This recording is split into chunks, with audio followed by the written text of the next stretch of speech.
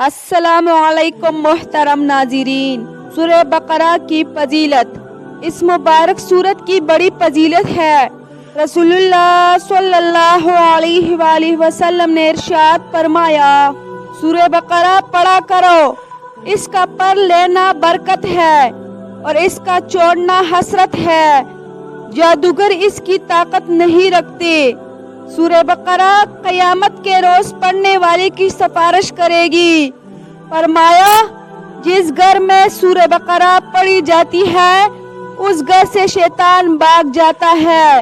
रसूलुल्लाह सल्लल्लाहु अलैहि वसल्लम ने इरशाद फरमाया, हर चीज के लिए कुरान बरकत होती है और कुरान मजीद की कुरान सूरह बकरा है और इसमें ऐसी आयत है जो कुरान मजीद की तमाम आयतों की सरदार है।